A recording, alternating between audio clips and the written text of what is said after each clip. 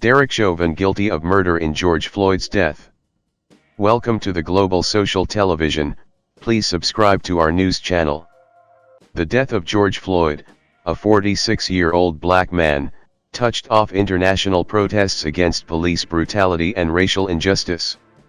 Derek Chauvin was found guilty on all counts Tuesday for his involvement in George Floyd's death, a verdict that could send the disgraced former Minneapolis police officer to prison for the rest of his life. Chauvin's eyes darted left and right over his light blue surgical mask as Judge Peter Cahill read the jury's verdict, but he betrayed little else in the way of emotion.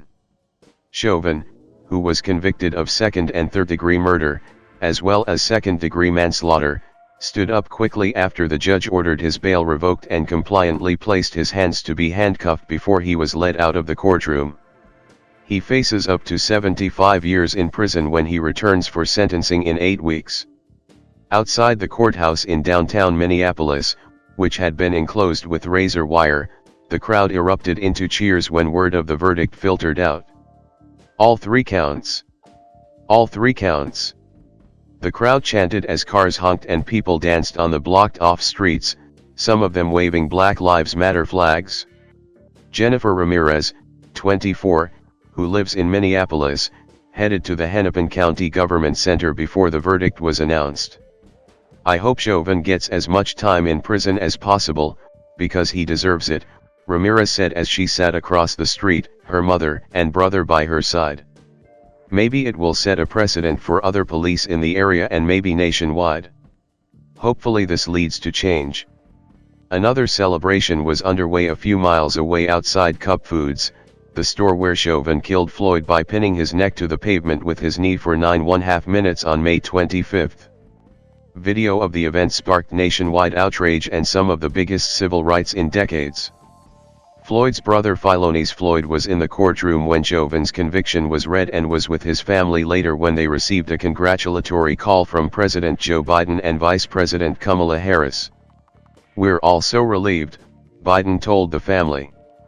"We're going to get a lot more done. This is a day of justice," Harris chimed in.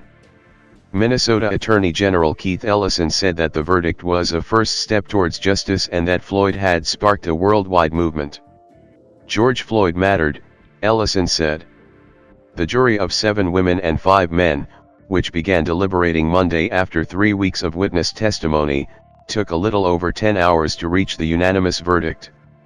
Second-degree murder carries a maximum sentence of 40 years. Third-degree murder carries a maximum sentence of 25 years.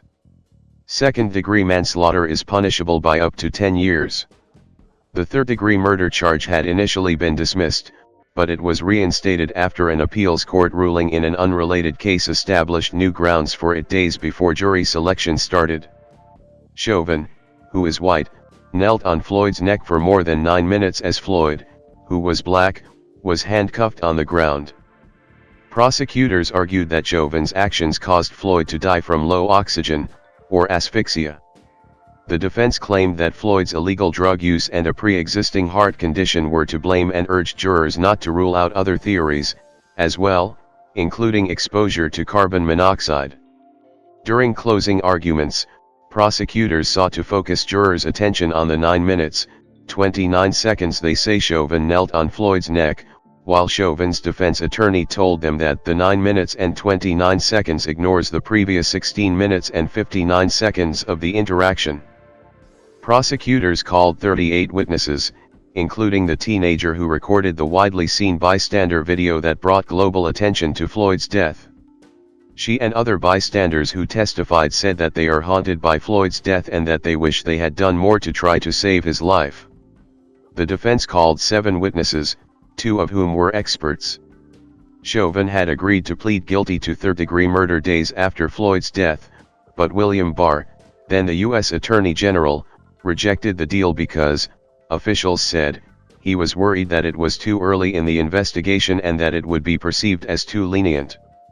Floyd's death touched off international protests against police brutality and racial injustice. The city of Minneapolis had spent months preparing for the trial and for the potential of unrest over the verdict.